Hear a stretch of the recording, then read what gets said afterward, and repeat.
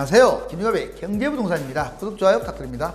집값이 대세 하락, 3, 4년 대폭락이 아니더라도 단 3개월 만에도 10억이 하락하는 등 30% 폭락이 올 수 있습니다. 지금과 같이 완거품이 극심한 상황에서는 얼마든지 초단기간에 하락할 수 있으니 때를 기다려 초급매를 노리는 것도 방법입니다. 상담원에는 02501-7554, 유료 상담은 010-3999-8808입니다. 전화 주십시오.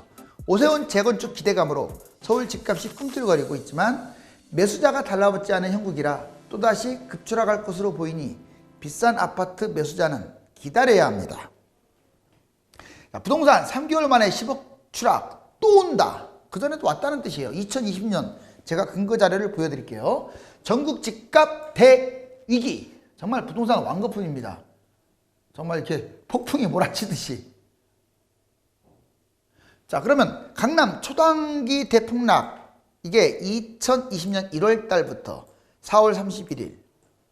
자, 작년 겨울 딱 1년 전이죠. 이 4개월 만에, 3개월 만에 얼마나 빠졌는지. 자, 반포 리체 33평 27억짜리가 21억, 6억이나 빠졌어요. 뭐 이렇게 막 빠진다고 하면 제가 20억짜리가 12억으로 빠진다면 그래요. 뭔 합니까? 그것도 2년에서 3, 4년 걸쳐갖고 빠진다고 하면 빠질 수 있는데 뭐 20억짜리가 12억 빠지는 것도 그럴 일이 있을까요? 그러면 이건 어떻습니까? 자, 5억짜리가 22억이 됐다는 것은 어떻습니까? 왜 그건 믿어요? 5억 22억이 된 게 더 무서운 거 아니에요? 꿈이나 꿨겠어요? 그 2014년에 5억짜리가 22억. 그것도 한두 개가 아니에요. 상당히 많아요. 그런데 자, 뭐 22억짜리가 20억짜리가 뭐 12억으로 빠지는 거, 10억 분기도 들 수 있어요. 자, 이 단기간에도 이랬어요. 6억이나 빠지네요. 4개월 만에. 반포 주공 33평 42억 23평 10억이 빠졌네요. 무섭네요. 그 다음에 독타워 팰리스 31억 25억 6억 빠졌어요. 잠실 주공 31평이 25억에서 18억 7억이 빠졌어요. 대치비도 33평 26억 21억 5억 빠졌고, 리센츠 33평 22억이 16억으로 6억이 빠졌고, 자, 압구정 현대 47평 41억이 34 7억. 작년 딱 이맘때 이렇게 빠졌던 금액, 물론 지금은 집값을 못 잡는 바람에 더 쪘죠. 자, 이번에는 그럼 얘들만 빠지느냐? 마용구성 멀쩡한 아파트도 초단기 폭락을 했어요. 여기 보세요. 이 3개월 4개월 만에 얼마나 빠졌는지. 이천 레미안 첼리스투스, 자, 50평 36억 27억 9억이나 빠졌네요. 그 다음에 레미안 옥스 리버전 34평 17억 24억 3억이나 빠졌네요. 용산 서빙고 신동아 28평 19억 26억 3억이나 빠졌네요. 단기간에. 신촌 그랑자이 25평 16억 23억으로 3억. 마포 레미안 프루지오 34평이 17억에서 14억 3억. 대부분 3억은 다 빠져버리잖아요. 10억대짜리들이. 자, 용산 산천동 리버일 삼성 9.7억이 8.7억, 얘는 1억 빠졌고. 어찌 됐거나, 자, 강남권 20억대짜리는 5억에서 10억까지 빠졌고, 그 다음에 마용성 10억대짜리들은 기본 많이 빠진 건 뭐 이제 9억도 빠졌지만 기본 3억대씩 다 빠졌어요. 부동산 영끌 최대 위기가 온다. 영끌만 위기가 오겠어요? 이제 집값이 전체적으로 하락하면 다주택자들이 가장 큰 피해를 보겠죠. 또는 갭 투자자들. 여기 보시면 부동산 영끌 위기. 자, 2020년 작년에 영끌한 사람들은 그나마 집값 상승으로 시세 차익을 거뒀어요. 작년 영끌도 이제 초에 했던 사람들, 경기도 했던 사람들은 많이 벌었겠죠. 더블 갔으니까 1년 만에 대체로 흡족합니다. 근데 얘가 2022년이 돼야 비과세인데 과연 2022년까지 계속 뛸 것이냐? 비과세 전에 팔게 되면 이제 올 6월 기준으로 세금이 60-70%예요. 아세요? 40%가 아니에요. 그러면 취득세세 내고 하면 거의 70-80%인데 뭐 남는 거 있어요? 그래서 지금 잡는 거, 비싼 거 잡는 거 신중하라는 거죠. 그렇지만 그래도 흡족했다고 하고 2021년, 2025년에는 이제 집값 대폭락이 올 거예요. 원금, 이때 벌었을지 몰라도 마이너스로 전환돼요. 원금 큰폭 손실, 충격과 절망에 빠지겠죠. 2026년에서 2028년 이제 상승장인데, 자, 원상복귀로 매도하는 사람들은 마음고생만 하고 이제 본전치기해서 파는 거고, 매도한 다음에 이제 그때도 끌고 가야 돼. 상승장은 원래 매도 후에 폭등을 했어. 이런 사람들은 그나마 이제 돈 벌겠죠. 어찌됐거나 잘못 잡으면 평생 마음고생한다. 3년간 연끌 현황을 볼까요? 3년간 평균 거래 금액, 즉 20대, 30대, 40대로 구분해 봤어요.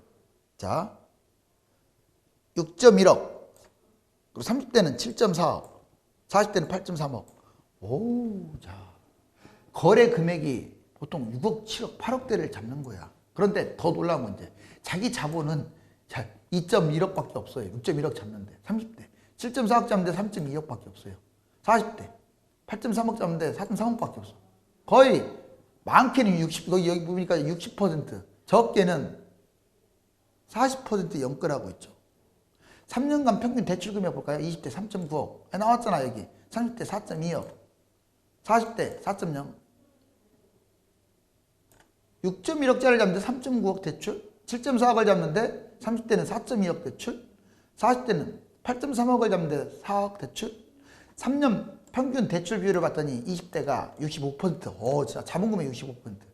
30대는 57%. 40대는 48%. 이게 바로 연끌의 표본입니다. 거의 40%, 50%밖에 안 해주는데 뭐 대출. 신용대출도 받는 거예요. 본인들이 어떤 식으로든지 대출을 받아요. 망하는 거죠, 뭐. 폭락장애. 여기 부동산 장기적 폭락과 단기적 상승을 보자고요. 여기 보면은 예전에 91년부터 이렇게 떨어졌다가 올라갔다가, 자, 떨어졌다가 올라갔다가, 떨어졌다 올라갔다 하는데 비교적 우상향 꾸준히 했죠. 자, 그런데 이제 여기 다시 떨어졌다가 2014년부터 쭉 올랐습니다. 여기에 현재. 자, 이제 떨어지게 되면 이렇게 떨어지겠죠. 지금 현재는 올라가고 있습니다. 꾸준히. 자, 어때요? 최장 무려 8년째 지금 올라가고 있습니다. 서울 기준으로 4.5억이 10억까지 뛰었어요. 좀 조심해야겠죠. 비싼 거 조심해야겠죠. 자, 이제 단기적으로 상승이 확대될 거, 단기적으로는 조금 더 올라가지 않을까라고 보여져요. 올해만 놓고 보면. 근데 이제 하락 요인도 있으니까 그럼 봐야 돼요. 장기적으로는 아주 위험한 거 맞고, 여기서 재건축 규제 완화 또는 대출 완화 뭐 이런 것들이 문제가 되는 거야. 여기 보세요. 이게 0이라면 지금 문재인 정부 들어와서 계속 뛰기만 했네요. 여기 보세요. 얼마나 뛰었어요. 떨어진 거 별로 없잖아요. 자, 그런데 이제 지금 현재 2021년 여기에 여기. 자, 0이 여기라면 현재 한 이 정도에 이 정도 여기. 0까지는 아직 안 왔어요. 0 근처까지 왔는데 안타깝게 0이 약간 위쪽인데 지금 다시 또 처음으로 서울이 올라왔다고 했잖아요. 자, 이렇게 올라갈 것이냐. 올라간다면 제 생각은 올 연말까지 뛸 가능성이 커요. 대책이 또 강력하게 나오면 모를까. 2022년 초까지도 올라갈 수 있고. 근데 떨어진다 그러면 바로 쭉 내려갈 수 있죠. 근데 아쉽게도 전반적으로 흐름은 2021년 계속 폭락이 맞는데 지금 반등을 하고 강력한 대책이 안 나왔다는 것은 확률적으로 7대 3으로 봅니다. 그래도 올라가도 결국 2022년에는 폭락하겠지만 결국 이때는 떨어질 가능성이 커요. 다 바뀌니까 모든 게. 자, 부동산 투기 세력. 투기 세력이라고 해서 별게 없어요. 자, 한번 볼까요? 자, 투기 세력 정책 허점을 악용합니다. 그래서 주택을 전국 단위로 투기하고 돌아다니는 거예요. 예전에 막 봉고차 끌고 돌아다니는데 그때 왜 안 잡았는지 모르겠어요. 풍선 효과? 자, 건설사 집값 폭등을 유도합니다. 왜 유도하는 줄 아세요? 특히 이제 언론을 활용해 갖고 분양가 띄우려고요. 경쟁력을 세게 되면 더 좋죠. 본인들도 뭐 회사 보유분 끌고 가가지고 비싼 가격에 팔아먹고. 다주택자들 정책 무능을 비판합니다. 지들이 피해를 봤으면서 무능을 비판하면서 순진한 무주택자들만 정책을 믿어가지고 완전 개털됐죠. 세금 확대를 반대해요. 왜? 내가 세금 많이 내면 안 좋으니까. 다주택자라고 여러분들 다 기분 나빠지는 마세요. 이제 일반 서민들 다주택자들도 많아요. 제가 말하는 다주택자, 아파트 비싼 거 또는 주택 비싼 거 여러 채 갖고 있는 분들을 말하는 거예요. 임대사업 혜택 축소 반발을 하고 있죠. 오히려 집값 최대의 지금 수혜를 보고 있으면서도 자, 이거 소급 적용하겠다고 하니까 아예 떼거리로 모여서 데모하잖아요. 정부는 거기에 넘어가 가지고 지금도 혜택을 주고 있어요. 경실련에서는 혜택 빨리 폐지하라고 반대하고 있는데, 정치 경제, 정치권이라든가 경제권에 있는 사람들 정책 실책만 비판하지 집값 폭등을 방관하고 있어요. 왜? 지들 집값, 지들 땅값이 뛰니까. 언론 보세요. 자, 뉴스 한번 봐봐요. 정책 규제, 정부를 특히 비판 많이 합니다. 제가 정부 비판하는 거고 달라요. 저는 중도인데 정부를 비판하는 게 정부가 지금 정책을 만드는데 제대로 안 하고 있잖아요. 집값 올라가고. 근데 얘들은 달라. 규제를 비판하면서 집값을 띄워야지. 웃겨요. 기득권을 대변해줘요. 어떻습니까? 자, 이번에 부동산 상투장 왜 3040이 문제가 되는지를 보여드릴게요. 선두층은 선수들 말하는 거예요. 2013년부터 이 바닥일 때 특히 강남 중심으로 이렇게 매수를 했어요. 여기는 지금 공덕 삼성레미안 2차 이제 이거 하나 얘인데 25평 기준으로 선두층은 얼마나 많이 벌었습니까? 여기 생각해 보세요. 3억이 잡아갖고 지금 12, 3억 하는데. 그 다음에 쭉 가다가 다주택자들이 일대 몰빵했죠. 임대주택 사업 혜택도 있고 해서 얼마나 많이 잡아갖고 돈 벌었겠어요. 그 다음에 5060 경험 있는 사람들이 그나마 먼저 매수를 했어요.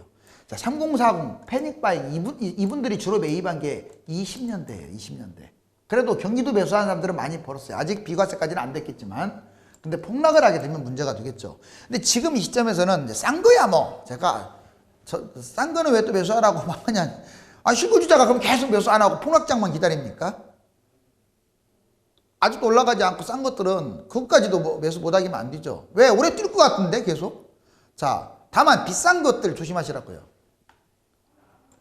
이 순서대로 매수했는데 자, 30, 40이라고 할 수 없죠. 주로 이제 20, 30이 더 그래요. 자, 패닉바잉으로 많이 매수를 해서 좀 문제가 됩니다.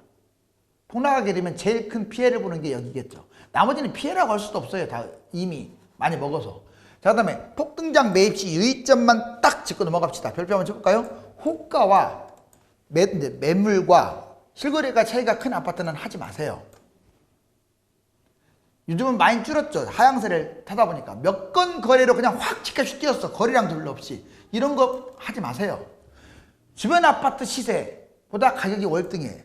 얘보다 조금 좋은 건 있지만 유달리 뛰었어. 유달리 또 폭등폭이 커. 이거 안 좋습니다. 사람들은 꼭 거꾸로 가. 많이 뛴 거 이게 좋은가 보다. 왜? 비싼 것들은 이유가 있거든요. 뭐 거기 평지라든가 거기 뭐 하여튼 뭐 재건축이 가까워지거나 뭐 새 아파트거나 뭐 대단지거나 막 워낙 좋으니까 그걸로 그렇게 보지 마시고 다 종합적으로 보셔야 돼요. 가격이 비싸다는 것만큼 안 좋은 게 없어 이 시점에서는. 자, 그다음에 특정 평형. 아까 제가 얘기했잖아요. 20평대가 옛날에는 좋았는데 지금은 다 그런 건 아니지만 대부분 30평대가 안 좋아요. 왜? 20, 30평대 가격 차이가 많이 나요. 가까운 것들은 20평대가 안 좋겠죠. 대부분 대형 평형도 안 좋고 1년 안에 30% 이상 폭등했다. 이런 것들은 보지도 마세요. 신고가를 찍으면 막 날아가고 있어요. 이 시점에서. 뭐가 좋겠어요. 물론 많이 안 뛰었으면 신고가 찍어도 괜찮은데 30%, 40% 이상을 뛰어버리면 이런 건 제껴요.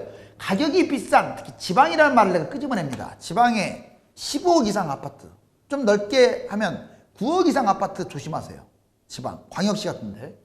자, 새 아파트 거래량이 적은 400세대 미만 아파트. 얘는 별로 올라가지도 않는데 왜 조심하라고 하냐면 얘들은 물려버려요. 앞으로 7, 8년 물립니다. 하락장에도 물리고 올라갈 때도 안 뛰니까 물리고 팔리지도 않고. 그러면 서울 집값 다 놓치고 얘한테 물려가지고 쫄딱 망하는 거야. 그래서 세대수 적은 것들은 보지도 않는 거예요. 아파트 아니고 비아파트도 보지도 않는 거예요. 부동산 정책 실패로 지금 모든 국민이 뿔났어요. 모든 국민이 뿔났다고요. 그래서 제가 어제 방송에서도 그랬잖아요. 집값 잡는 사람이 대통령 될 것이다.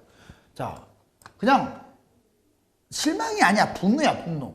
자, 누가 분노하느냐? 2030 분노하고 있어요. 물론 지금 막 연끌한 사람은 이제 뛰기를 바라겠죠. 하지만 연끌 안 한 사람이 더 많으니까. 지방 갖고 있는 사람들은 상대적으로 덜 올라갔겠죠. 덜 오른 부동산 갖고 있는 사람은 오히려 무주택자보다 화딱지가 더 나요.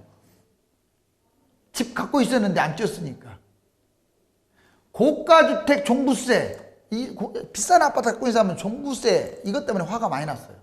다주택자들은 세금 폭탄에 화가 난 거야. 양도세 세금 폭탄. 보유세를 세게 때리고 양도세는 완화세 하는데 반대로 가니까. 비아파트, 아파트 아닌 거 갖고 있는 사람은 올라가지도 않아서 화가 나고. 누가 뭐래도 무주택자죠. 벼락까지 돼가지고요. 잠도 안 옵니다. 5060 자기 집값 많이 뛰면 뭐예요? 자식들 2명 있는데 걔들 집 사줄 일이 걱정인 거야.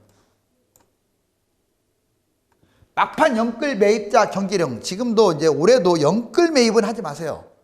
싼 거 매입하더라도 자기 돈으로 매입해야지 왜 연끌을 합니까? 40% 이상의 대출을 받으면 연끌이에요. 올해 서울 아파트 30대 매입 비중 추이 여기 보세요. 엄청나죠? 거의 37, 38%까지 계속 올라갔죠. 30대 영끌이. 30대 영끌 계속 늘어나고 있는 거 보여지죠. 그 다음에 영끌에서 서울에 집 사는 사람 2030 평균 가격이 7.3억이고 빚이 4.2억이랍니다. 평균이. 여러분들 나는 갭투자했으니까 빚진 거 아니야. 똑같아요. 7억 3천짜리를 전세 4억 2천에 투자했다면 똑같아요. 오히려 빚진 사람은 더 위험해요. 왜? 전세값 떨어지면 그냥 경매당하는 거예요. 전세가 받아가지고 줘야 하는데 전세값이 떨어졌으니까 모자라는 거야, 돈이. 20대 30대 여기 나오잖아요. 지금 65.1 56.4가 자기 돈이 아니야. 자, 여기 보면 거래량이 급감한다. 이건 집값 하락의 원인이 될 수도 있어요. 2017년 보면 자, 802 대책 어떻습니까? 이제 이때 보면 거래량이 1만 건까지 가다가 쭉 떨어졌어요. 집값도 비례해서 하향 추세로 갔죠. 자, 그 유명한 2018년 9.13 대책 때 1만 2천까지 갔다가 3,800 쭉 내려가지고 마이너스까지 내려왔죠. 집값이 마이너스까지 수도권이 내려간 유일한 대책이 9.13 대책이에요. 근데 이 뒤로부터는 이제 내성이 생겨갖고 거래량은 많이 줄었는데 집값이 마이너스로는 잘 안 떨어졌어요. 2019년에 12.16 대책. 자, 여기 보면 거래량 1만 1000건에서 1200건까지 뚝 떨어졌네. 자, 2020년 작년은 3 대책이라고 하죠. 710, 자, 뭐 617, 그 다음에 804 이렇게 해갖고 대책이 3 대책이 나와서 거래량이 줄고 집값도 하향 추세. 그러면 2021년은 뭐가 있었어요? 공급 대책으로. 그렇죠. 2사 대책이 있었죠. 이렇게 하향세 뛰고 있잖아요. 마이너스까지 빨리 가져야 하는데 바쁜데 오세훈이 불질렀어요. 자, 이 탐욕이 정말 많이도 먹었네. 이 탐욕스러운 돼지가 결국은 위기를 자초할 수가 있습니다. 서울 집값이 8년째 치솟다 보니 이제는 부동산이 정말 하락할 수 있느냐는 의문부호가 많아요. 비단 부동산만이 아니라 주가, 금값, 유가, 환율, 원자재 값도 적게는 2배, 많게는 10배 이렇게 폭등락하는 거예요. 여러분들 원하는 건 이거잖아. 이게 아니에요. 이거. 30억짜리가 10억으로 빠질 수도 있어요. 부동산이. 항상 양면성을 두고 판단해야 돼요. 지금처럼 완거품이 커진다면 전국 단위 집값 거품이 멀지 않아 보입니다. 감사합니다.